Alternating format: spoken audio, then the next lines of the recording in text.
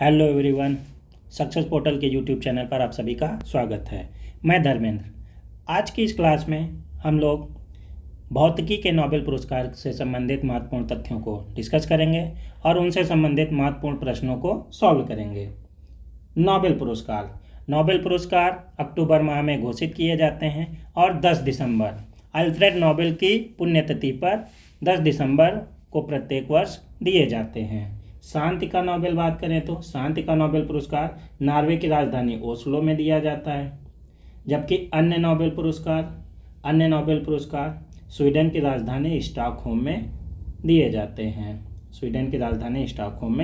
जाते हैं। आज का हमारा टॉपिक है नोबेल प्राइज इन फिजिक्स, भौतिकी का नोबेल पुरस्कार 2024 में भौतिकी के क्षेत्र में जो नोबेल पुरस्कार दिया गया है उस पर हमारा टॉपिक आधारित है। इससे संबंधित महत्वपूर्ण तथ्यों को हम लोग डिस्कस करेंगे और उनसे संबंधित महत्वपूर्ण प्रश्नों को साझा करेंगे। आइए देखते हैं। फिजिक्स का नोबेल पुरस्कार 2024, भौतिकी के क्षेत्र में नोबेल पुरस्कार की घोषणा अक्टूबर माह में 2024 में की गई है। 10 दिसंबर 2024 को ये स्वीडन की राजधानी स्टॉकहोम में दिए जाएंगे। भौतिकी का नोबेल पुरस्कार इस वर्ष 2 व्यक्तियों को दिया गया है, 2 वैज्ञानिकों को दिया गया है। आइए देखते हैं। हमारा पहला प्रश्न है, Royal Swedish academy of science Stockholm ने वर्ष 2024 के लिए भौतिकी का नोबेल पुरस्कार किसे देने की घोषणा की है? तो हाँ, 2024 का भौतिकी का नोबेल पुरस्कार किसे दिए जाने की घोषणा की गई है? ये घोषणा की जाती है Royal Swedish academy of sciences Stockholm के द्वारा। अक्टूबर माह में घोषित किए गए हैं और दिसंबर में 10 दिसंबर को दिए जाएंगे। तो इस वर्ष भौतिकी का नोबेल पुरस्कार 2024 के लिए 2 व्यक्तियों को दिए जाने की घोषणा की गई है। जॉन जे हाफील्ड और जेफरी ई हिंटन, 2 व्यक्तियों को दिया जाएगा। आइए इनसे संबंधित महत्वपूर्ण तथ्यों को देखते हैं। जॉन जे हाफील्ड, इनकी नागरिकता की बात करें तो संयुक्त राज्य अमेरिका की नागरिकता है, यूएसए से संबंधित हैं ये। इनको पुरस्कार भौतिकी का नोबेल पुरस्कार 2024 का दिए जाने की घोषणा की गई है। ये हैं जॉन जे हाफील्ड। अमेरिका के जॉन जे हाफील्ड ने एक नेटवर्क का आविष्कार किया है जो पैटर्न को सहेजने और पुनः बनाने के लिए एक विशिष्ट विधि का उपयोग करता है। जी हाँ, हाफील्ड ने एक ऐसे नेटवर्क का आविष्कार किया है जो पैटर्न को सहेजने और पुनः बनाने के लिए एक विशिष्ट विधि का उपयोग करता है। दूसरे हमारे वैज्ञानिक हैं जेफरी ई हिंटन। इनकी नागरिकता की बात करें तो ये ब्रिटिश कनाडाई नागरिक हैं। अगर पुरस्कार की बात करें तो भौतिकी का नोबेल पुरस्कार 2024 दिए जाने की घोषणा की है। जेफरी ई हिंटन की बात करें तो ये ब्रिटिश कनाडाई हैं। ब्रिटिश कनाडाई नागरिक जेफरी ई हिंटन को कृत्रिम बुद्धिमत्ता का गॉडफादर कहा जाता है, गॉडफादर ऑफ द एआई मतलब आर्टिफिशियल इंटेलिजेंस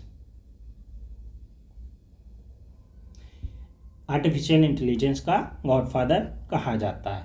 उन्होंने हाफील्ड नेटवर्क का उपयोग करके एक नए प्रकार का नेटवर्क विकसित किया है जिसे मशीन लर्निंग के क्षेत्र में क्रांति ला दी है। जी हाँ, जेफरी हिंटन ने क्या किया है? हाफील्ड नेटवर्क का उपयोग करके एक नए प्रकार का नेटवर्क विकसित किया है जिसने मशीन लर्निंग के क्षेत्र में क्रांति ला दी है। कृत्रिम बुद्धिमत्ता क्या है? एआई क्या है? एआई मतलब आर्टिफिशियल इंटेलिजेंस, हिंदी में इसे कृत्रिम बुद्धिमत्ता कहते हैं। एक ऐसी तकनीक है जो कंप्यूटर और मशीनों को मानव से सीखने, समझने, समस्या सुलझाने, निर्णय लेने, रचनात्मकता और स्वायत्तता का अनुकरण करने में सक्षम बनाती है। सीधी भाषा में समझें तो कृत्रिम बुद्धिमत्ता एक ऐसी तकनीक है जो मशीनों यानी कि सीधी बात करें तो कंप्यूटरों को ऐसा दिमाग प्रदान करती है जो हूबहू मानव की तरह कार्य करता है, मानव की तरह सोचता समझता है और विचार करने की क्षमता रखता है। यदि कृत्रिम बुद्धिमत्ता की बात करें तो इसके जनक की बात करें तो कृत्रिम बुद्धिमत्ता के जनक कौन है? जॉन मैकार्थी को कृत्रिम बुद्धिमत्ता का जनक माना जाता है। हमारा अगला प्रश्न है, दूसरा प्रश्न, भौतिकी का नोबेल पुरस्कार वर्ष 2024 में किस क्षेत्र में कार्य के लिए दिया गया है? आर्टिफिशियल इंटेलिजेंस मतलब कृत्रिम बुद्धिमत्ता जो मशीनों के दिमाग से संबंधित है। तो तो इस वर्ष का भौतिकी का नोबेल पुरस्कार 2024 कृत्रिम बुद्धिमत्ता के विकास के लिए दिया गया है। हमारा अगला प्रश्न है, कृत्रिम बुद्धिमत्ता का गॉडफादर किसे कहा जाता है? कृत्रिम बुद्धिमत्ता का गॉडफादर, एआई का गॉडफादर किसे कहा जाता है? जेफरी ई हिंटन। जेफरी ई हिंटन को कृत्रिम बुद्धिमत्ता का गॉडफादर कहा जाता है। कनाडाई नागरिक जेफरी ई हिंटन को कृत्रिम बुद्धिमत्ता का गॉडफादर कहा जाता है। एआई का जनक जॉन मैकार्थी को कहा जाता है। एआई प्रशंसा दिवस 16 जुलाई को मनाया जाता है। एआई कानून पारित करने वाला पहला संगठन यूरोपीय संगठन है। यूरोपीय संघ पहला ऐसा संगठन है जिसने एआई आधारित, आर्टिफिशियल इंटेलिजेंस आधारित कानून पारित किया है। कृत्रिम बुद्धिमत्ता से संबंधित नियम और कानून पारित किया है। भारत की बात करें तो भारत का पहला एआई स्कूल केरल में खोला गया है। एआई यूनिवर्सिटी की बात करें तो भारत की पहली AI university universal AI university Bharat की पहली एआई आधारित यूनिवर्सिटी है जो मुंबई में खोली गई है। कहाँ खोली गई है? मुंबई में खोली गई है। हमारा अगला प्रश्न है, चौथा प्रश्न, 1901 में भौतिकी का प्रथम नोबेल पुरस्कार किसे दिया गया था? भौतिकी के क्षेत्र में पहला नोबेल पुरस्कार किसे दिया गया था? डब्ल्यू.सी. रॉन्जन को दिया गया था। डब्ल्यू.सी. रॉन्जन। इन्होंने क्या किया था? इन्होंने एक्स रेज की खोज की थी। एक्स रेज की खोज की थी। एक्स रेज की खोज के लिए डब्ल्यू.सी. रॉन्जन को 1901 में भौतिकी का प्रथम नोबेल पुरस्कार दिया गया था। ये है डब्ल्यू.सी. रॉन्जन। नोबेल पुरस्कारों की बात करें तो नोबेल पुरस्कार 1900 में स्थापित हुए थे। इसकी स्थापना 1900 में की गई थी। फर्स्ट नोबेल पुरस्कार 1901 में दिए गए थे। 1901 में 5 क्षेत्रों में दिए गए थे। 5 क्षेत्रों में कौन कौन से? शांति के क्षेत्र में, रसायन के क्षेत्र में, भौतिकी के क्षेत्र में, चिकित्सा के क्षेत्र में और साहित्य के क्षेत्र में। जबकि अर्थशास्त्र के क्षेत्र में नोबेल पुरस्कार कब दिया गया था?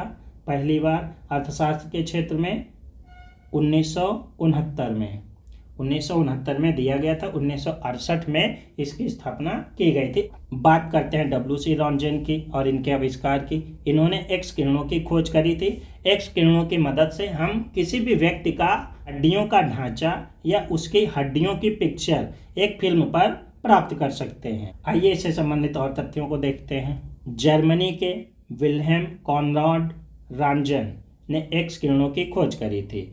एक्स किरणों की, एक्स रेज की खोज करी थी। एक्स किरणों की मदद से मांस के अंदर देखने और हड्डियों की तस्वीर लेने में मदद मिलती है। एक्स किरणों का उपयोग चिकित्सा के क्षेत्र में बहुतायत से किया जाता है। एक्स किरणों की मदद से एक्सरे मशीन कार्य करती है जिससे हम लोग एक्सरे प्राप्त करते हैं। सीटी स्कैन का फुल फॉर्म क्या होता है? CT scan. सीटी स्कैन होता है computed tomography. Computer tomography.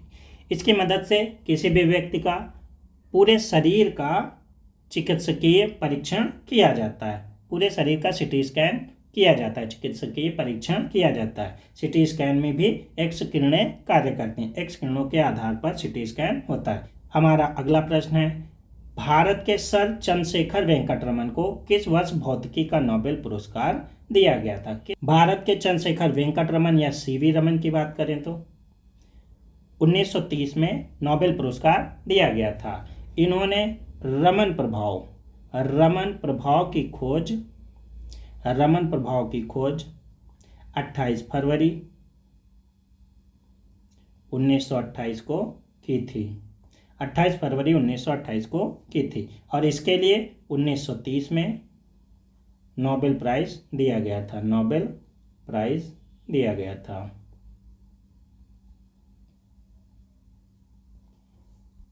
Sir Chandrashekhar Venkataraman को प्रकाश के रमन प्रभाव की खोज के लिए 1930 में भौतिकी का नोबेल पुरस्कार दिया गया था।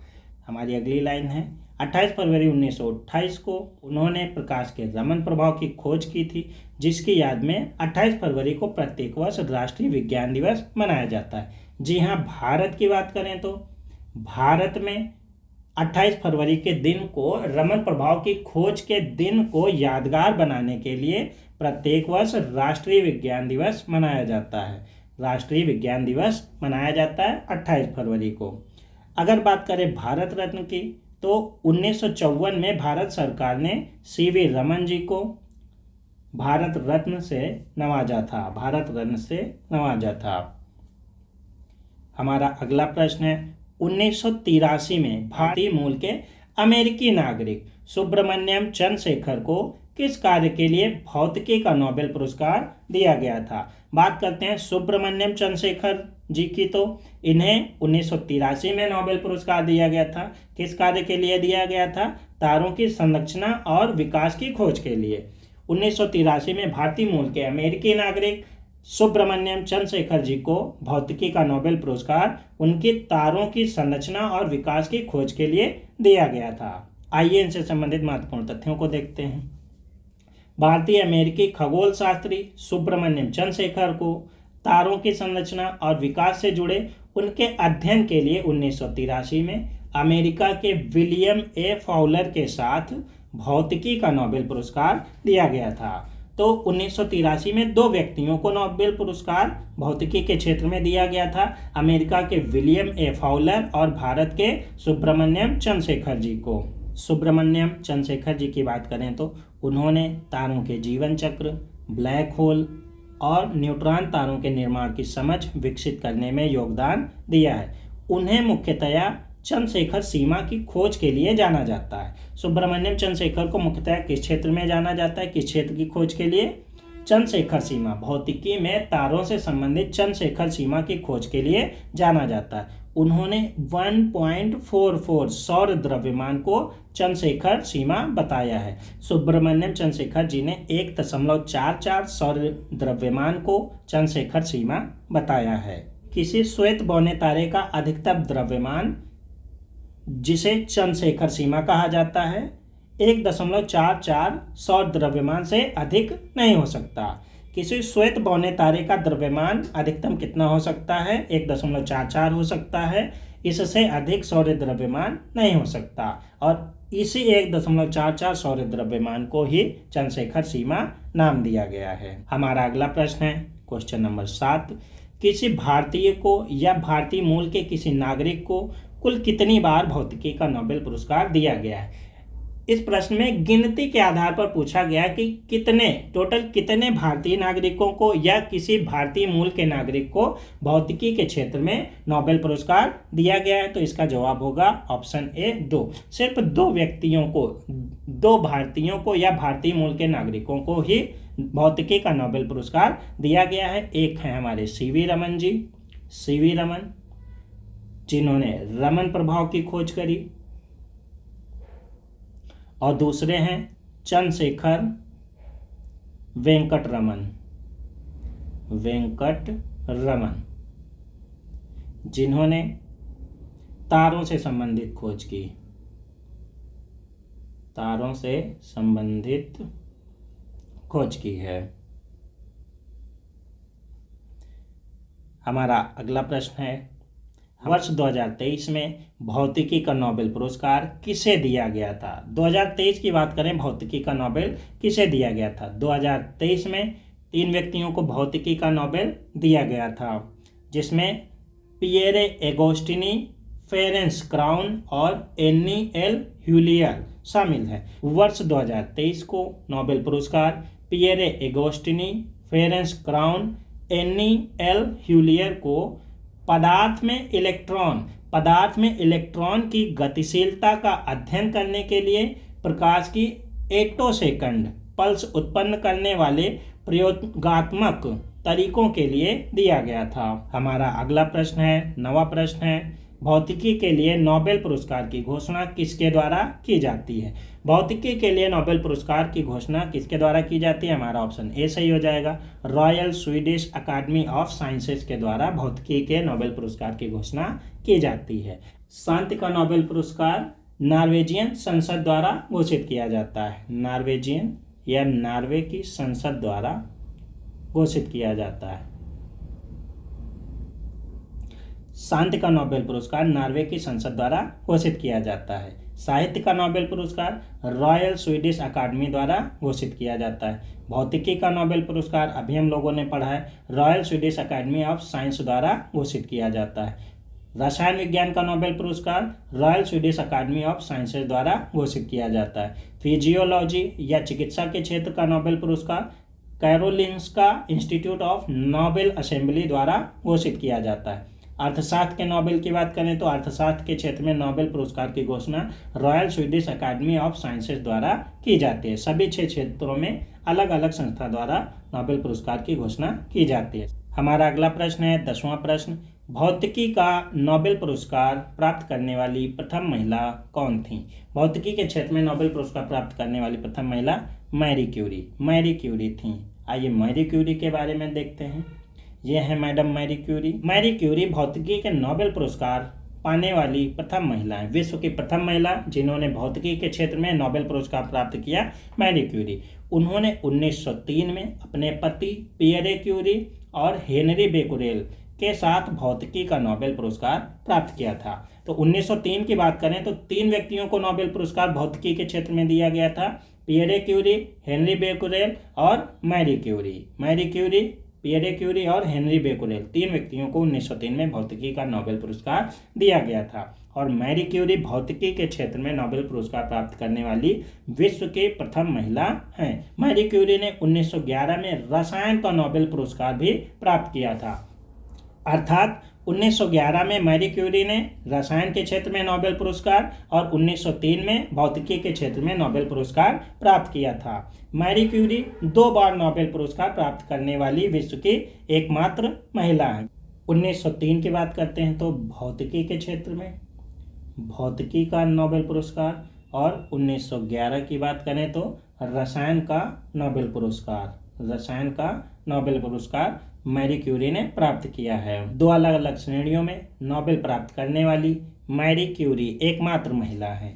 अगर भौतिकी का नोबेल पुरस्कार बात करें तो और किसी महिला को मिला है? जी हाँ, मिला है। 1963 में भौतिकी का नोबेल पुरस्कार मारिया गोपार्ट मेयर को दिया गया था और 2018 में भी भौतिकी का नोबेल पुरस्कार डोना स्ट्रिकलैंड को दिया गया था।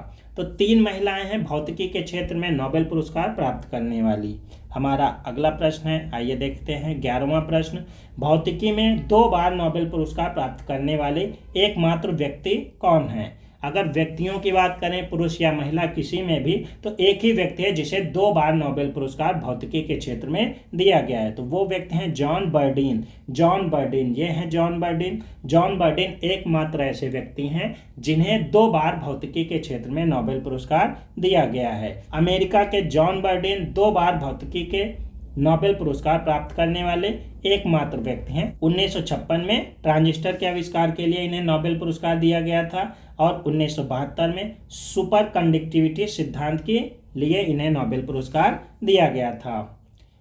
वर्ष 1901 से 2024 तक बात करें तो 118 बार भौतिकी के नोबेल पुरस्कारों की घोषणा की गई है, जिनमें कुल 227 व्यक्तियों को भौतिकी का नोबेल पुरस्कार प्राप्त हुआ है। कुल 227 व्यक्ति हैं, जिसमें जॉन बर्डीन की बात करें तो जॉन बर्डीन एक अकेले ऐसे व्यक्ति हैं जिन्हें 2 बार नोबेल पुरस्कार मिला है। तो अगर ठीक से देखेंगे, एक्यूरेट देखेंगे, तो विश्व में कुल 226 व्यक्तियों को नोबेल पुरस्कार दिया गया है, क्योंकि 227 बार व्यक्तियों को दिया गया है, जिसमें जॉन बर्डीन 2 बार प्राप्त किए हैं, इसीलिए कुल 226 व्यक्ति ही एक्यूरेट संख्या में आएंगे। हमारा 12वां प्रश्न है, जिसका जवाब आप लोग कमेंट बॉक्स में देंगे। 1901 में निम्न में से किस क्षेत्र में नोबेल पुरस्कार नहीं दिया गया था? शांति के क्षेत्र में, साहित्य के क्षेत्र में, अर्थशास्त्र के क्षेत्र में या भौतिकी के क्षेत्र में? ये 4 ऑप्शन आप लोगों को दिए गए हैं। आज का हमारा टॉपिक भौतिकी का नोबेल पुरस्कार था। 2 व्यक्तियों को दिया गया है। 2 व्यक्ति कौन हैं? जॉन जे हाफील्ड और जेफरी ई हिंटन को 2024 का नोबेल पुरस्कार दिया गया है। जॉन जे हाफील्ड अमेरिका के हैं और जेफरी ई हिंटन ब्रिटिश कनाडाई नागरिक हैं, जिन्हें AI का आर्टिफिशियल इंटेलिजेंस का गॉडफादर कहा जाता है। किस कार्य के लिए इस वर्ष नोबेल पुरस्कार दिए गए हैं? कृत्रिम बुद्धिमत्ता, आर्टिफिशियल इंटेलिजेंस के क्षेत्र में विकास के कार्य के लिए 2024 का भौतिकी का नोबेल पुरस्कार दिया गया है। एआई का जनक जॉन मैकार्थी को कहा जाता है। एआई प्रशंसा दिवस 16 जुलाई को मनाते हैं। एआई कानून पारित करने वाला पहला संगठन यूरोपीय संघ है।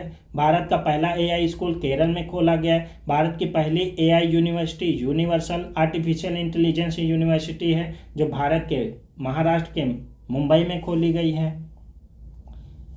1901 में पहले नोबेल पुरस्कार की बात करते हैं तो डब्ल्यू.सी. रंजन को एक्स किरणों की खोज के लिए दिया गया था।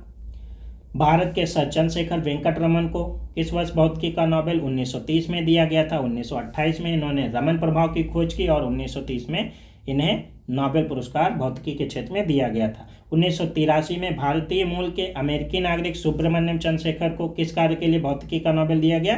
तारों की संरचना और विकास के कार्य के लिए दिया गया था। किसी भारतीय को या भारतीय मूल के किसी नागरिक को कुल कितनी बार भौतिकी का नोबेल दिया गया है? 2 बार दिया गया है। 2 बार भारतीय या भारतीय मूल के नागरिक को नोबेल पुरस्कार प्राप्त हुआ है।